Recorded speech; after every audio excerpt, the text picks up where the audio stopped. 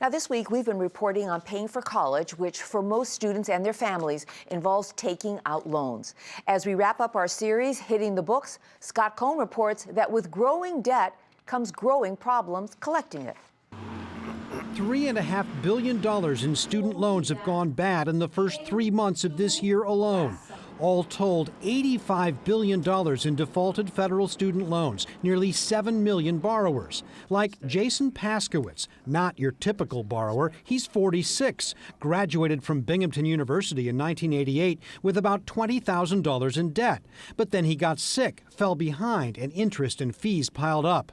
On that $20,000 in principal, he's paid $26,000, but the government says he still owes more than $39,000. I never thought I'd be pushing 50 years old and still talking about this. He says he's been hounded by collection agents, and now his wages are being garnished. At this rate, Paskowitz will pay off his loans in his 70s. It's tough enough for the government to collect on defaulted student loans with the growing debt and the not growing job market, but there's another problem. The government's system for collecting loans, which relies heavily on private contractors, is by many measures a mess.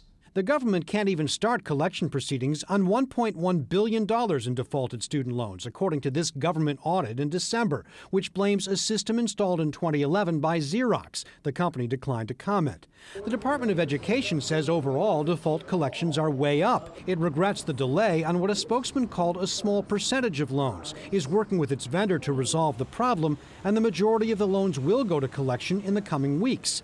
That means turning them over to private collection agencies. But consumer advocates say the companies are more interested in making money than managing debt. Their incentives aren't necessarily aligned with protecting borrowers' interests. The department has just adjusted the way it pays the firms and made it easier for borrowers to complain. Jason Paskowitz says it's a start, but barely a dent in the massive debt problem. As long as there's $1 trillion out there, I think it's going to be an uphill battle. Even steeper if student loan debt continues to grow. For Nightly Business Report, I'm Scott Cohn.